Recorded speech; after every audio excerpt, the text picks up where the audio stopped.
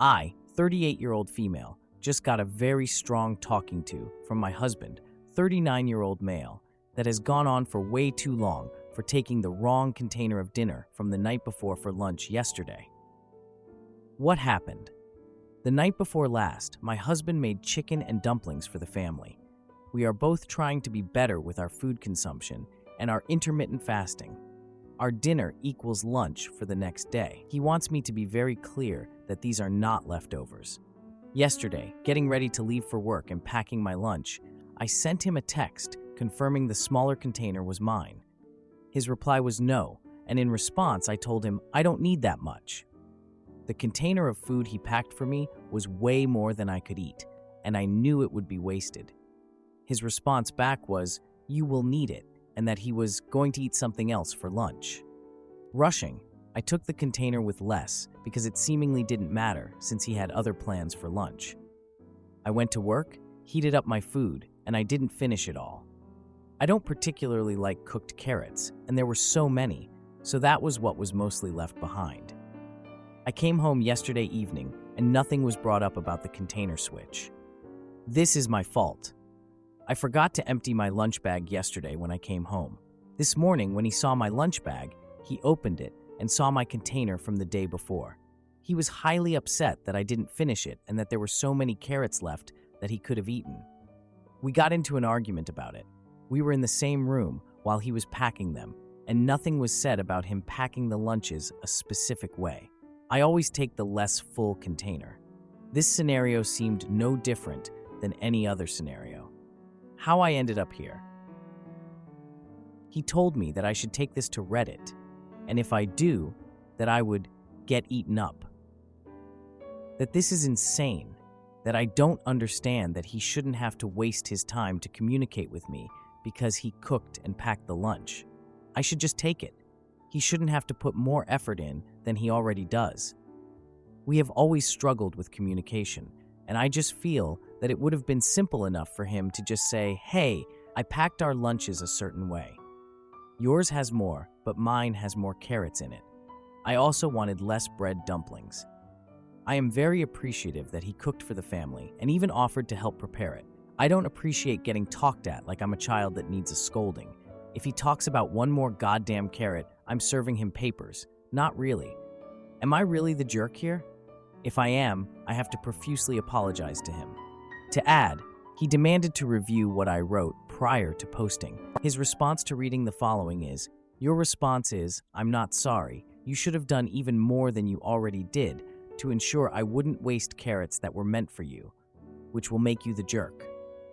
This is so silly and embarrassing that I almost hope no one reads this.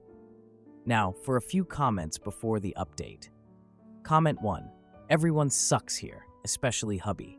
For the sake of your marriage, get color-coded container lids or post-it notes. I have stacking drink glasses in red, white, and blue. I use red, my wife uses blue. White is for non-us or a special right now, then the sink drink, like my orange juice and powdered medicine mixture. You need it to be obvious, so in a rush, it doesn't go wrong. Message for the husband. Take that half-eaten package of carrots, turn to face your wife, and say, "These reheated root vegetables are more important than you. My desire to eat them is greater than my love for you. If you take my food again, we are divorcing." Feel stupid yet? Comment 2. Not the idiot. There is so much wrong here, starting with not calling them leftovers. He could have avoided everything if he explained what he was doing. A simple, "Hey, I'm going to put more carrots in this specific container. They are for me." If you typically take the smaller container and he the bigger, essentially you have yours and he has his. Then why the hell does he put his in yours and not offer an explanation? What he is doing is trying to condition you to follow orders without question. On top of that, why is this escalating? He should have just said, "I'm sorry, I should have told you what I was doing." Now for the update. A few days after the whole food fight, my husband and I went to a family barbecue at my brother's house. My brother Tom was all excited about his new grill. So typical of him. The place was full of life, kids running around like crazy, and adults just chilling with their drinks. My husband was in a good mood, cracking jokes about grilling techniques with the family.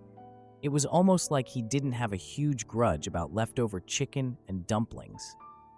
I was trying really hard to enjoy the day, putting the argument about the leftovers aside for now. My husband could be a pain sometimes, but I didn't want to ruin the vibe. So, during the barbecue, Tom brought up how he was planning to cook a big family meal for the upcoming holiday. You know where this is going, right? My husband jumped in, suggesting that he should take over the cooking duties for the family dinner. Like, seriously? I felt super annoyed at his sudden enthusiasm for cooking. A joke was made about my husband burning the chicken last time he cooked for the family. He laughed, but I caught him giving me this quick glare. Classic. Later that night, I was in the bedroom when I overheard my husband on the phone. I couldn't make out the details, but he seemed kind of upset after the call ended. The next day, I found a receipt for a cooking class in his jacket pocket. The class was scheduled for the same day as the family dinner. I confronted him, and he was like, "It's just a hobby. It won't interfere with anything." Sure. So the day before the family dinner, my husband left early, saying he had to run errands. When he came back, he was acting super strange, avoiding eye contact like he was a teenager caught sneaking out. On the day of the family dinner, he was unusually quiet. At dinner, he presented his dish, this complicated recipe that he had definitely practiced. The family was all praises, and I was feeling this mix of pride and irritation. After the meal, my sister-in-law made a comment about how my husband should teach a cooking class. He was beaming with pride, and I was sitting there feeling a bit frustrated at his sudden popularity. Later, while cleaning up, I found another receipt tucked under a plate. This one was for a knife set, and it was way more expensive than what we usually used. I confronted him again, and he was like, "It's just a little gift for myself." Yeah, right. The tension between us was thick, and I was ready to take action. After the dinner, I decided to host my own cooking night with friends. I planned a competitive cooking challenge to showcase my skills and reclaim the spotlight. The day of the challenge, I invited neighbors and friends, and the place was alive with chatter and laughter. My husband seemed surprised and wanted to join in, but I made it clear that he could only be a spectator. As the night went on, my dishes were getting rave reviews from everyone. I could see my husband's frustration growing as he watched me succeed. By the end of the night, I felt this sense of victory as everyone cheered for me. The final moment came when my husband tried to help, but I firmly told him to step aside. It was my night. The night ended with my friends discussing how I should consider teaching cooking classes. I feel like I'm on this crazy roller coaster with my husband, and I'm just trying to catch my breath. Like, at first I was mad about the leftovers, but now it's like every little thing he does is just getting under my skin, you know? I don't think he's the only one who's feeling super competitive, and I hate to admit it, but I kinda enjoyed the attention from my friends. It felt good to be recognized for my cooking skills, especially when my husband was acting so shady. But now I'm not even sure if I'm doing the right thing, or if this is just gonna turn into a bigger mess. I'm really confused, and just trying to figure out if this is all worth it. I'm not doing well, so any advice would be much appreciated. Edit. I appreciate the comments and the concern. I realize I've been vague about some things. My husband and I have been together for almost 10 years. He wasn't always competitive, but he has been more so over the past couple of years. I don't know why. I never took it seriously until now. I used to think it was just harmless fun, but it seems to have changed. I don't know what else to call it. He often makes negative comments toward me in a joking way, and I usually just laugh it off. I feel like he's been doing it more lately. I know my friends well, and they're not trying to compete with my husband. They have no idea about anything going on with us. Am I the idiot for cutting off my parents after they lied about my real dad and tried to drag me away from my new family? Am I the idiot for cutting off my parents after they lied about my real dad and tried to keep me from my biological family? A year ago, I, 16-year-old female, learned that my parents had been lying to me, and my dad was not my biological dad. For me, it wasn't the lie alone that caused problems, but the reason for the lie and the overall actions. My real dad didn't abandon me. He didn't walk out. He wasn't some jerk or deadbeat. He was in an accident when I was 5 months old that left him permanently disabled and unable to do anything for himself. My mom filed for divorce a month after the accident because she realized he wouldn't recover. She met my stepdad, and I call him that now, during that period. And before I was 2, they had him adopt me. My real dad's family wanted to be in my life, but my parents refused and told them my stepdad was going to be known as my real dad, and they didn't want to share me with them. My stepdad didn't want to share the title of dad, didn't want me to know I wasn't his blood, so they lied to me and hid it from me. They returned or destroyed any attempts my dad's family made to reach out. And because my dad was alive technically, just not able to make choices for himself, they couldn't get any grandparents' rights to see me. I found out the truth when a cousin from my dad's side reached out to me on social media last year. She sent me photos of me as a baby with my dad, sent me photos of me with that side of the family. She explained some of what happened and told me they had always wanted to know me, and she'd always been aware I existed. She was like 16, 17 when she found me. I searched our basement records one night, where all the paperwork is kept, and I found the birth certificate with my stepdad's name on it. But I also found the letter they got with it, stating the changes had been made to father. I confronted my parents and I was angry they refused to acknowledge it. They tried to pawn me off and told me it was a lie and I shouldn't trust randos on the internet. It was only when I started calling my stepdad by his name instead of dad and saying he was my stepdad that they decided we needed therapy. It took 3 months for them to tell the truth. It took more months for them to admit why they had done it. They didn't like when I told them they did it for them and not me. My parents said they did it out of love for me. I said they did it to be selfish, to claim me as theirs and not have to share me. I can't forgive them for it, and they still keep me from my biological family. So during our last session in therapy, I took off the necklace they gave me for my 13th birthday. They called it my daughter necklace, and I gave it back to them and told them I reject it. It went a little crazy after that, and I stopped listening, and they fought with the therapist. They told me I was being cruel with my actions, and it wasn't right. Am I the jerk? Now for a few comments before the update. Comment 1. Cruel is what your paternal family has endured. Not only having their loved one in a terrible accident, but then being denied his child. Cruel is lying to a child about who they are. Cruel and selfish. I am so sorry you have been denied half of your family for so long, and I am sorry your mother and stepfather continue to try to do so. Their actions are despicable. Not the idiot. Comment 2. Not the idiot. Lying to kids about the facts of their birth is unconscionable. But frankly, I'm more worried about you than I am about them. How are you going to process this news in a way that helps you find peace instead of lifelong resentment? Don't let them take your sense of self or your inner peace from you. A lifetime of anger will only wreck your own life. Now for the update. A few days after the chaotic therapy session, I thought it was best to take a break from my parents. I packed some stuff and headed to my friend Mia's house. Mia has this huge backyard that's perfect for hanging out, so I figured it would be a good escape. When I got there, Mia's family was having a barbecue, and I joined in. Honestly, I felt a bit lighter being away from home. We had burgers and hot dogs, and there were all these colorful drinks. It was nice, you know, just to be around people who weren't trying to control my life. So, during the barbecue, Mia's older brother Tom brought up the topic of family and asked about my dad. I hesitated for a second, but then mentioned my real dad and how my parents had lied to me about him. Like, they had made me think he abandoned me, but he didn't. He had an accident when I was just a baby, and that's why he isn't around. Tom suggested I should reach out to my biological dad's family. That honestly gave me an idea. After the barbecue, I went back home and looked through my old social media messages.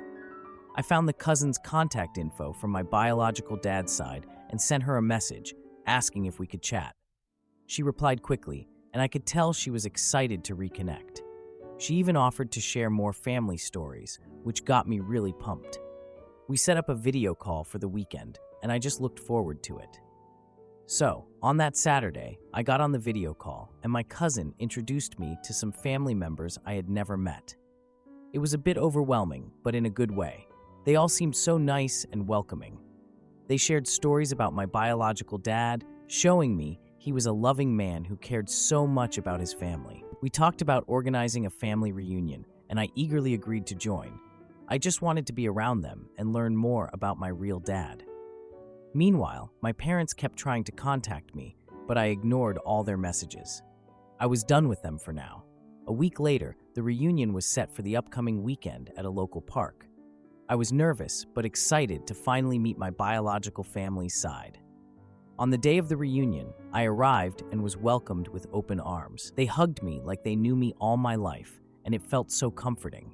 We had food, games, and laughter. It felt warm, something I hadn't felt in a while. At the reunion, my biological dad's sister pulled me aside to talk about my dad. She revealed that he had always wanted to reach out but was kept from doing so. That broke my heart a little. I learned more about the accident and how it changed his life. He had to go through so much, and I never knew any of it. Meanwhile, my parents were becoming anxious about my absence. They decided to show up at the reunion uninvited, hoping to bring me back home. I saw them from across the park, and my heart started racing. My mom approached, trying to pull me aside, but I stood my ground. The family rallied around me, showing their support and unity. It was such a powerful moment. My stepdad tried to talk to me, but I interrupted him, saying I wanted to be with my biological family. The confrontation escalated, with my parents demanding my attention. My biological family stood firm beside me, challenging my parents' claims. The situation became a scene, drawing the attention of other parkgoers. It was like an episode of a reality show. Eventually, my parents backed down and left, their faces filled with shock. I didn't even care. After they left, I decided to stay longer at the reunion. I played games and shared stories with my biological family. I just wanted to soak in all the love and warmth they offered. Now things are starting to feel a bit more normal for me. I know it sounds cheesy, but I've been really happy lately. My biological family is so loving and supportive, and I'm just so glad to finally know them.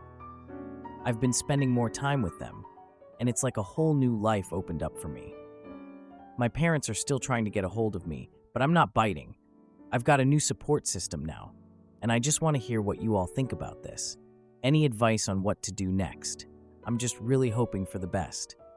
Also, I read every comment, so please comment. Am I the idiot for refusing to call my stepmother mom and defending my grandparents when she called them toxic? Am I the idiot for refusing to call my stepmom mom and defending my maternal family? My mom died when I, a 17-year-old female, was 4, and my dad remarried when I was 7. I also met my stepmom when I was 7. I went from spending every day at someone in my maternal family's house to staying home with my stepmom. I missed my maternal family. My grandparents had me most days, but I also spent time between an aunt and an uncle who lived close by to us too, and each would take turns having me as well. I missed not seeing them every day. Then there was some tension between my dad, stepmom, and my maternal family. It was over my dad wanting me to call my stepmom mom and wanting her to adopt me. He wanted my maternal family to get on board and encourage me to accept that. I was never adopted. Then, when my stepmom had my half-brother a year later, the tension ran deeper because they didn't treat my half-brother like a grandchild. To be honest, they didn't even meet him. He wasn't a part of their family, and I knew that. My dad and stepmom expected that. When it was clear my maternal family weren't going to include my younger half-siblings, they wanted me not to see them at all. I cried when my dad told me, so they changed their mind. But for years, they would tell me how much my half-siblings' feelings would be hurt that my family wouldn't accept them. They asked me if I really loved my half-siblings, if I really hated them, and then asked why I wouldn't insist we're all the same, and if I'm loved, they should be too. It was a lot. For a while, my half-siblings would cry when I'd go to see my family and not take them with me. My stepmom told me it upset her that I wasn't the big sister who would make sure we were all treated the same. She also told me love shouldn't be conditional on blood and that I don't love her any less for being my non-biological mom. I told her I didn't love her like my mom, that I felt differently about her. She got mad and told me she was the only mom I knew and how it hurt her feelings and made her want to give up if she was always going to be stepmom. Talking directly to her, I use her name. When talking about her, I say stepmom, never mom. The oldest two of my half-siblings understand now why I have family, they don't. The younger ones still cry and get upset when I see them, and they can't come. My dad and stepmom still tell me how I should put my siblings' feelings first. I told them the last time they said it that they never should have put that on me, a kid, and they should never have attempted to make that come between me and my family. My dad told me I need to understand where they're coming from, and they had 6 kids total to think about, not just one, while the other 5 were told to go frick off. He told me I should have been a better sister to them. My stepmom said I should respect them more as parents. Am I the jerk? Now, for a few comments before the update. Comment 1. Ask your dad how he would feel if he was the one who died and your mom remarried and her new husband adopted you, essentially wiping away any memory of him. Would he want his family, his parents, to embrace a replacement? He is messed up if the answer is yes. OP, not the idiot. You had a mom. You loved her and love your memories of her and your family on her side. There is nothing wrong with that. Comment 2. Not the idiot. My oldest sister passed away at a young age and her husband remarried before her body was cold. It broke our hearts to have to include the new stepchildren. It was either include them or not see our Nieblings again. We didn't want to hurt the other kids, but they were not related to us, and we didn't like seeing our loved one replaced. Now, for the update. A couple of days after the last argument, my dad announces a family dinner to celebrate my stepmom's birthday. I'm feeling pretty uneasy about it, but I figure I should go. Maybe it'll ease the awkwardness in our house. Everyone's been super careful around me, and I hate it. So, I went. The atmosphere felt forced when we got to the restaurant. My stepmom and dad were chatting about their plans for a family vacation, and I could tell it was just for show. I noticed my younger half-siblings running around, laughing and playing like nothing was going on, and it was honestly kind of annoying. Like, are they really that clueless? Or just that good at pretending? We got to the table, and dinner was served. My stepmom suddenly said we should take a group photo, and I hesitated. I could feel the distance between me and my stepmom. It's like there's this huge gap that even a smile couldn't fix. But I reluctantly agreed to join in because, family. As the camera clicked, I caught a glimpse of my maternal grandparents arriving outside, and I was shocked. I wanted to run outside and hug them so bad, but I stayed put, not wanting to create more drama. I just couldn't deal with it right then. After the photo, my stepmom suggested we invite my grandparents in for dessert. My dad looked annoyed and shook his head, saying it was not a good idea. My stepmom insisted on only celebrating with family, making it clear she meant her side of the family. My dad sided with my stepmom, and I could feel a rift at the table.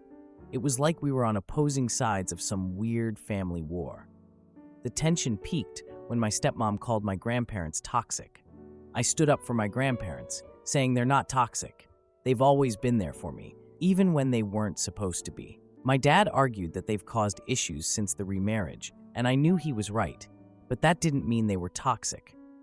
My stepmom claimed I was being disloyal to my real family, and that stung.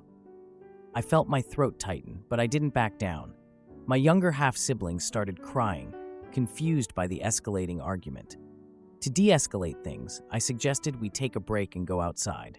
They reluctantly agreed, and we all headed to the backyard, where it was quieter. I tried to talk to my grandparents, but they stood at the gate, unsure if they should come in. When my dad saw them, he angrily approached and demanded they leave. My heart raced as I saw the hurt on their faces. I tried to intervene, saying it wasn't fair to kick them out, but he ignored me. My stepmom whispered something to my dad, and they both seemed to agree on something. I couldn't hear what it was, but I had a feeling it was something bad. My grandparents left, and I felt a rush of frustration. My younger half-siblings asked why the grandparents couldn't stay, which only added to the tension.